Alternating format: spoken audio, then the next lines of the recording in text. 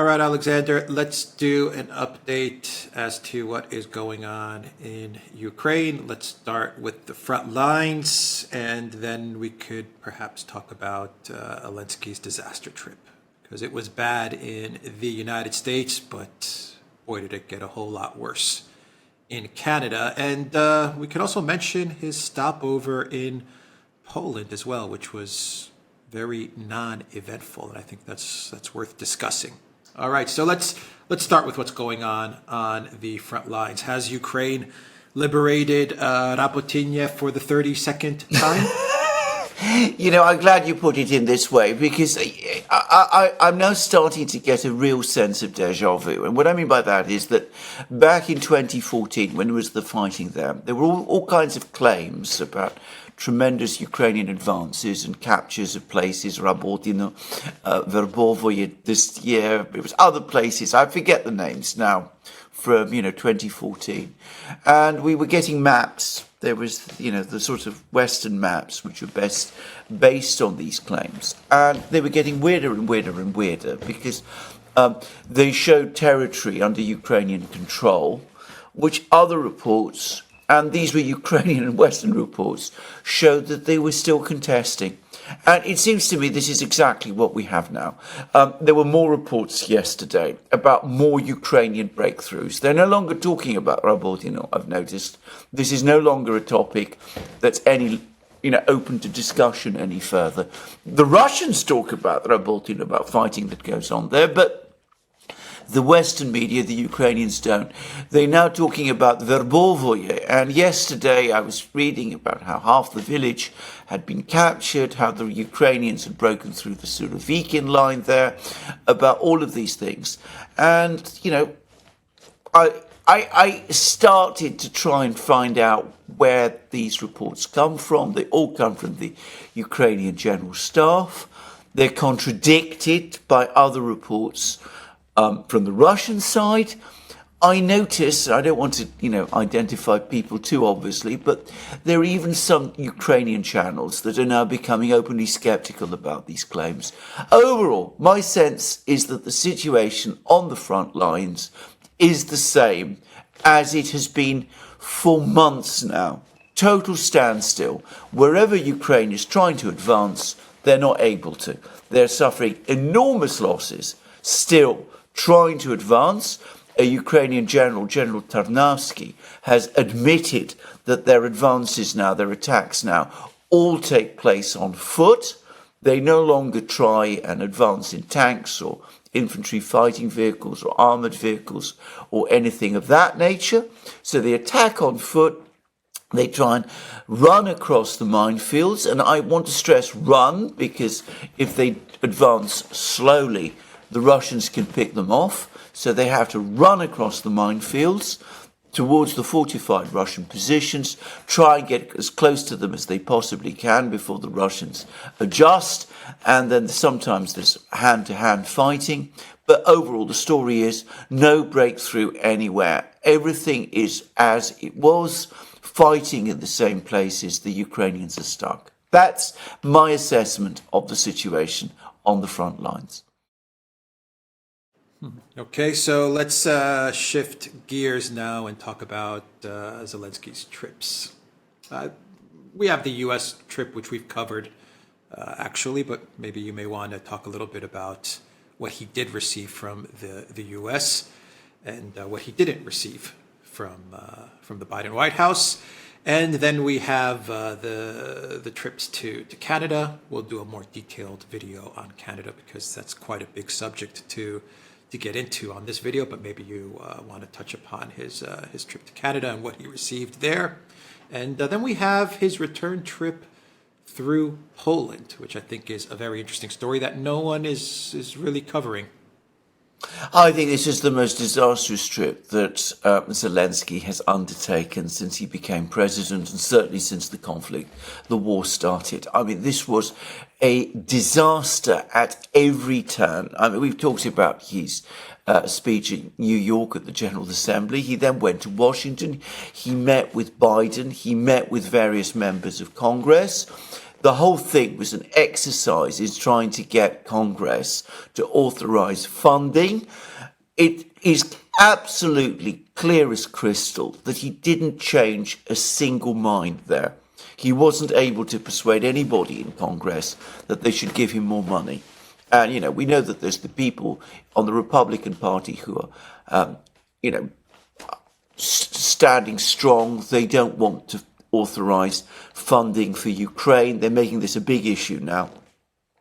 And it's clear that Zelensky coming, far from persuading them to change their minds, it seems, if anything, to have hardened their positions. So, it was a complete failure as a visit. And even the administration, the Biden administration, which wants funding to be authorized by Congress, and by the way, Kirby has now come forward and said that they've only got a few weeks of funds left for Ukraine if Congress doesn't pass any authorization.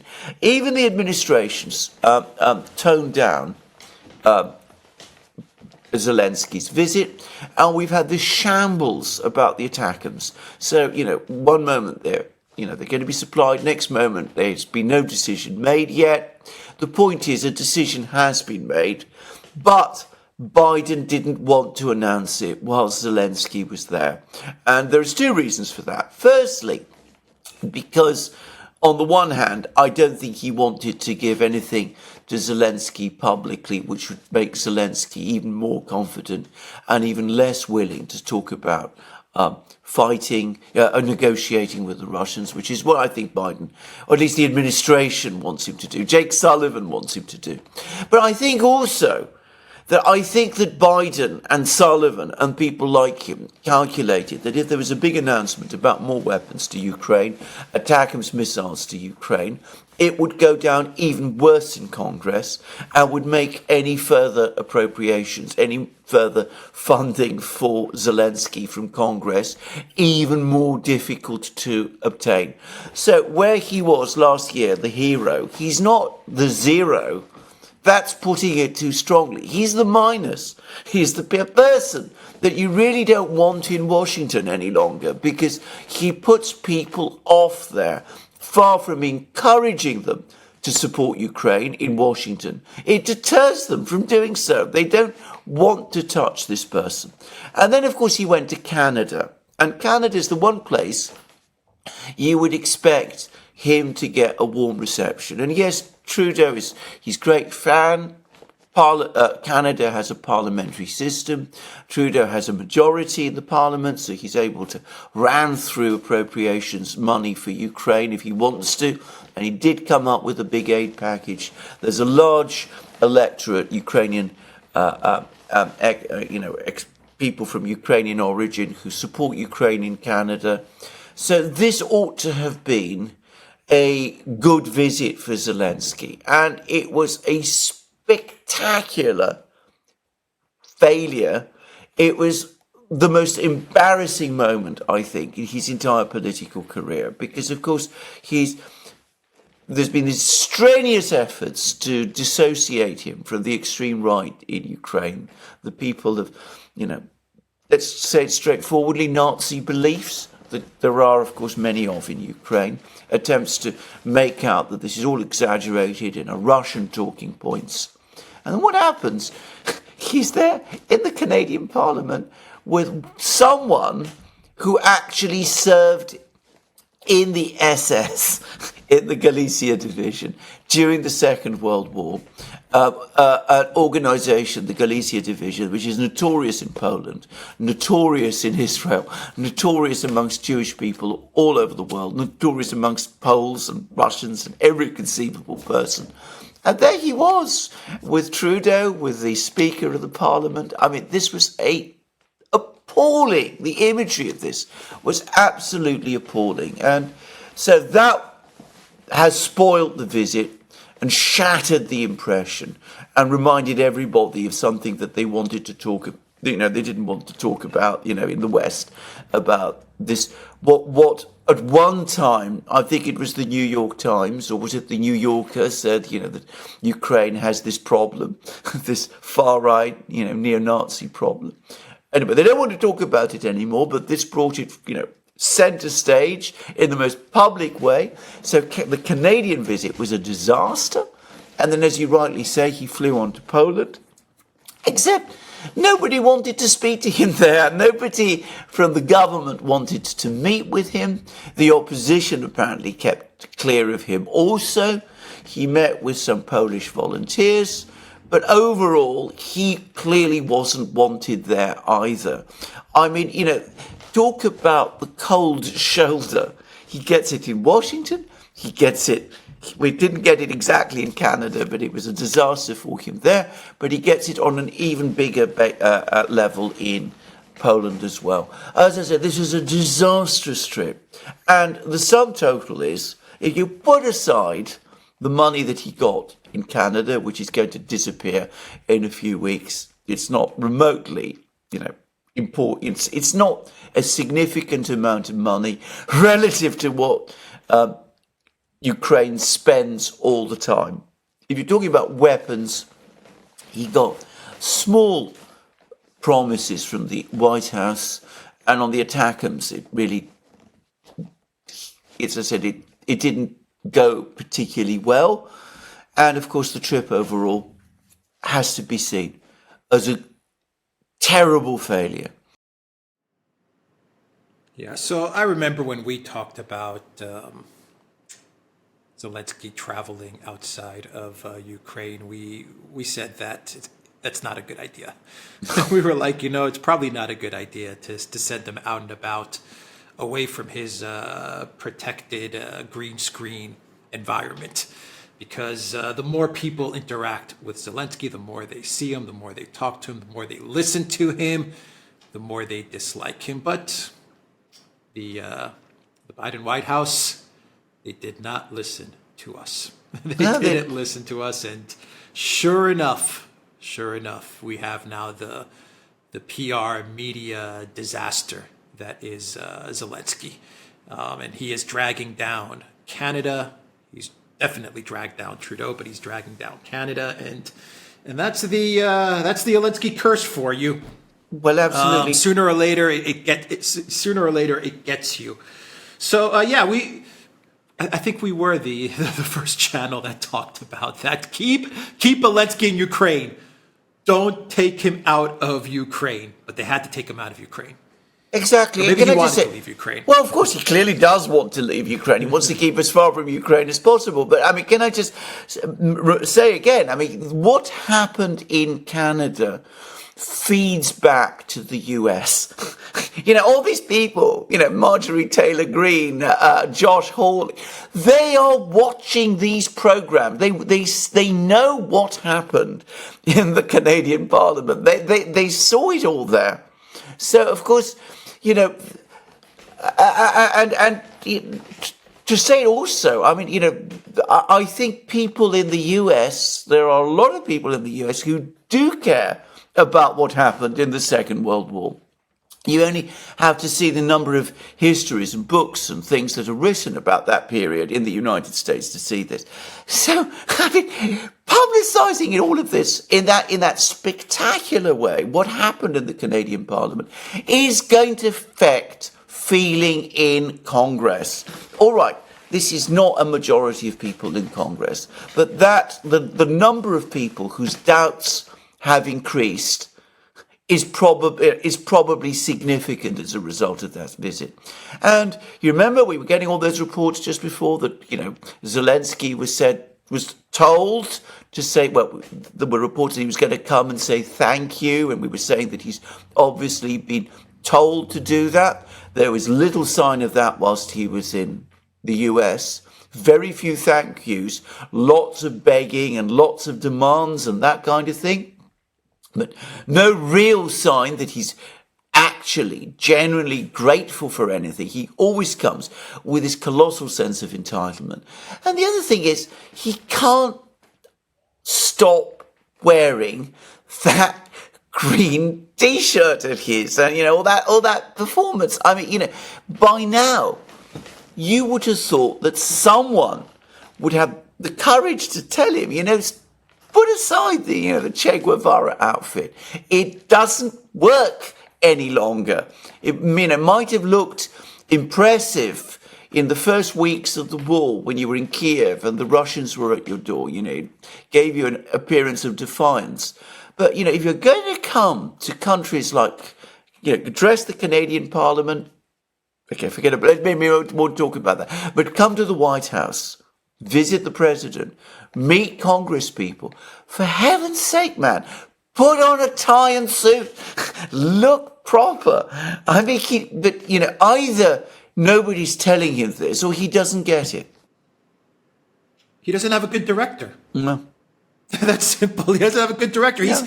He's taking direction from someone, and the director is telling him to keep the outfit on, and the role has overtaken him. Yes. So I mean, he needs the director. Whoever's the director, whoever's behind the camera. I don't know who it is.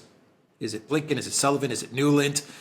Maybe it's all three. I have no idea. But whoever's directing Zelensky, just a new outfit, please. Wardrobe. Yes. Call in wardrobe. Wardrobe. Come in and fix it. And as far as gratitude, he can't display gratitude because he's a spoiled comedian actor. He doesn't understand gratitude. That's not. He doesn't know how to exhibit those emotions.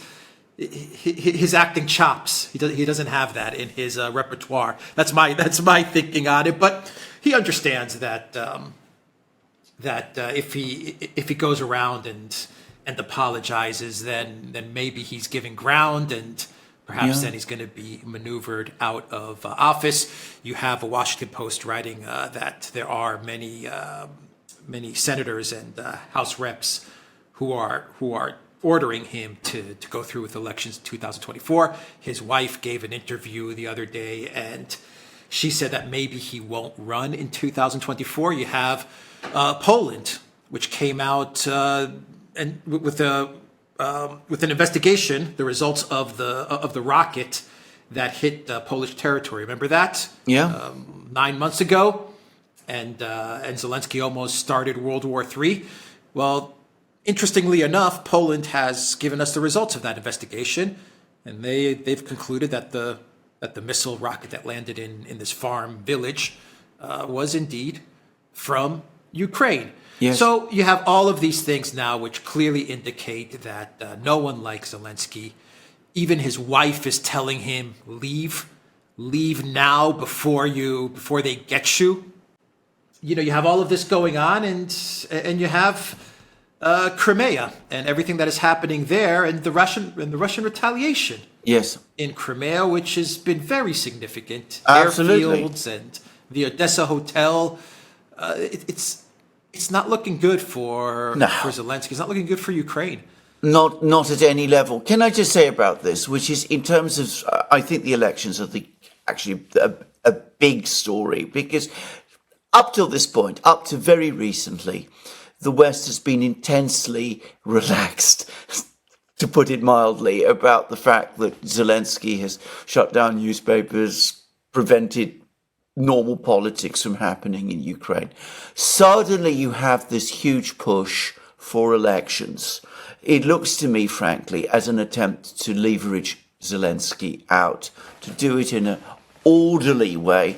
You hold elections. Either he steps down before the elections take place, or he does contest them and loses, and the West's preferred candidate, whoever that is, wins the elections and changes the politics, because that's how it looks to me. Yeah, I agree.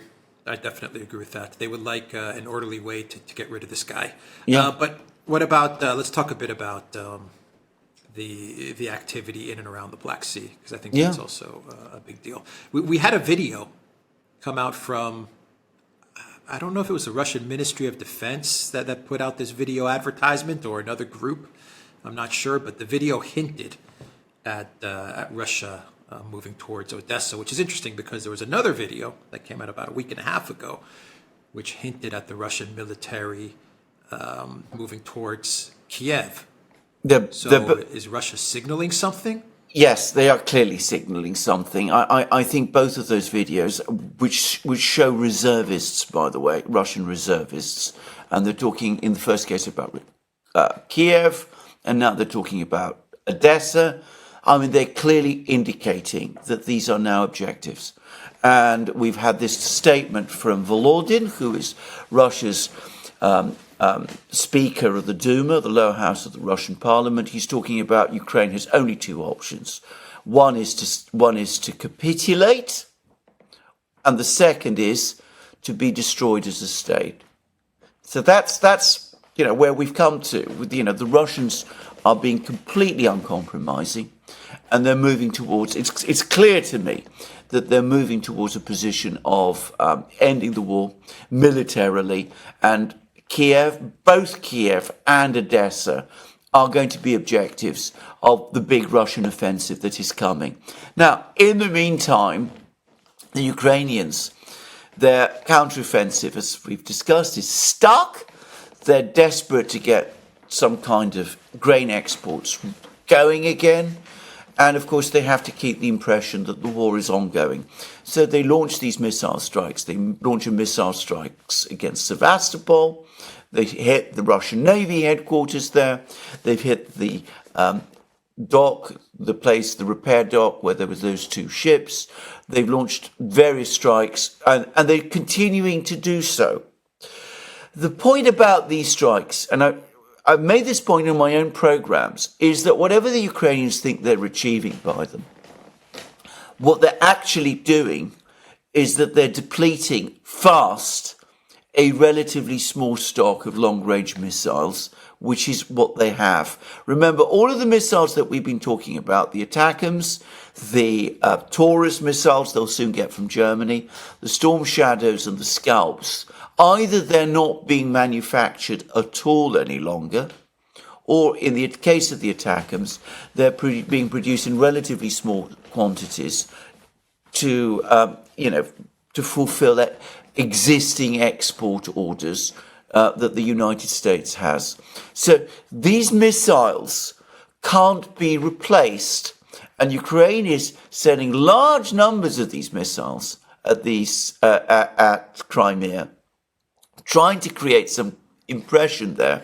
What's actually happening is that this targeting Russian targets, hitting Russian targets when they manage to get through, in which I suspect the Russians can absorb relatively easily, but they're expending a disproportionate number of missiles doing it, because for every missile that gets through, they have to launch 6 or 7 that the Russians shoot down. So that's actually the reality of what they're doing. It makes for some spectacular headlines, and it gives the Western media something to talk about, but it isn't actually strengthening Ukraine's overall military position. It might even be weakening it, because they're running through their stock of missiles very fast. But it's also doing something else. It's provoking the Russians into a massive counter-reaction.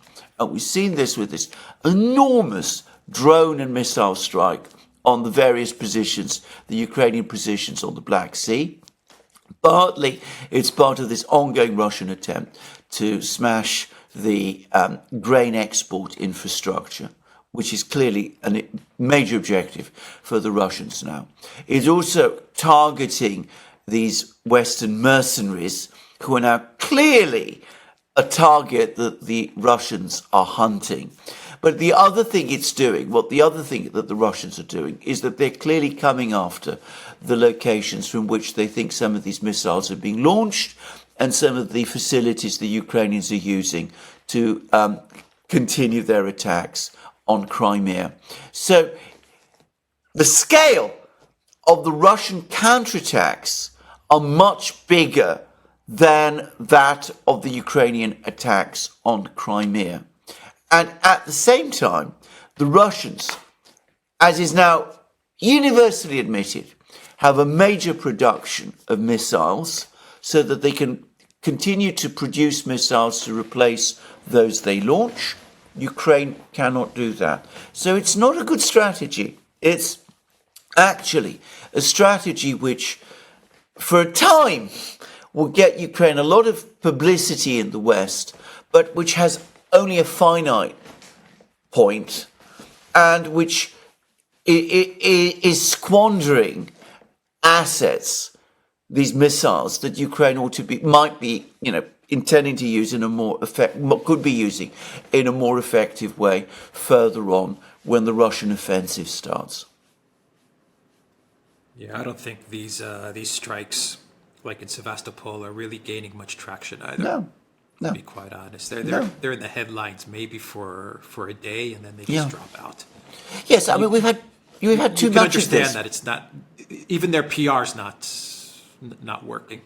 No, it's not working because it's so it seems so insignificant compared to what we were being promised a few months ago. By this point, they were going to be launching missiles against Crimea when 6 out of 7 missiles get shot down, and they do a certain amount of damage, but objectively not very much. What we were promised a few months ago was that the Ukrainians would be on the Black Sea and they'd be shelling Crimea around the clock. So it looks pale in comparison with what they were talking about just a few months ago. And to reiterate again, the thing that the Western governments were really interested in, which is the progress in the offensive. That offensive has effectively come to a stop. And Zelensky coming to Western capitals and behaving in this extremely arrogant and entitled way isn't helping either. Yeah. He needs to capitulate. No. That's not what's going to happen. They're going to maneuver him out. They're going to maneuver him. I agree. I mean, we are looking at regime change in Kiev. We've talked about it many times. People have talked about coups and assassinations and all that kind of thing. By the West, it's the West that is demanding these elections. That's important to understand. It's not the Russians either. Obviously, the Russians. I think they past caring any longer what happens in Kiev. They don't have any expectations of these elections because they know that the purpose of these elections is to replace Zelensky with somebody who'll follow orders from Washington. So that's not something that the Russians are interested in or care about at all. I mean, Volodin has now set out what the objectives are. Either Ukraine capitulates and accepts all Russian demands, which would mean that the Ukraine we have known and which Zelensky is defending and which the West is supporting ceases to exist, or Ukraine ceases to exist completely as a state. That's the alternative that the Russians are giving, and the defense ministry is now dropping very heavy hints that, once this offensive is over, this Ukrainian offensive is over, when the very much bigger and far more powerful Russian offensive happens, Odessa and Kiev are both objectives. Okay, we will leave it there. The Duran.locals.com. We are on Rumble, ODYSEE, BitChute, Telegram, Rockfin, and X. And go to the Duran shop, 10% off. Use the code GOODDAY. Take care.